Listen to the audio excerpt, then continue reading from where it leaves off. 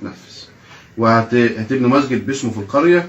الحاجه الثانيه، ده انا استاذن معلك، انا هاجي ابص على الوصيه دي بنفسي، معلش. اتفضل تعالى بص عليه. الا الامر ده دي ابويا ما اعرفش الكلام ده ابويا. اتفضل. دي ابو اي حد تاني غير انا. ادي الوصيه اهي، ادي الوصيه، ادي قيمه ابوك اهي.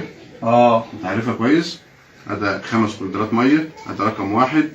هتعملوا مائده رحمن كل سنه في شهر رمضان في البلد. هتعمل له عمره. هو قال يعمل مائده رحمن؟ ايوه هيعمل. ابويا؟ ايوه ابوك. ده ابويا مطلع امي بسبب ان خالي كان معزوم عندنا. يا حبيبي اخوك دي حاجه ترجع له هو، لكن في الاول وفي الاخر هو اب، لازم كلامه يحترم سواء كان في حياته. دي مش الوصيه بتاعتنا يا استاذ. دي الوصيه بتاعتك. والله ما تحصل. لو مكذبني اتفضل توكل على الله. امضت ابوك هي يا حموشك. انا مفيش الكلام ده. ابوك اسلم قبل ما يموت باسبوع. مالكوش اي حق. لا كمل يا معلم المستشار. لا ولا كان حد عارف قال السلوك الجيران اللي هو كان بيودوهم وكان بيعزوهم كل جمعه، هتنفذ نفس اللي هو قال عليه في الوصيه بالظبط. ابويا كان بيعزم الجيران؟ ايوه. انا ابويا كان ماشي بدفنته 30 واحد منهم 20 ما يعرفوش مين اللي مات. دي حاجه ترجع له، ودي علاقته بربنا.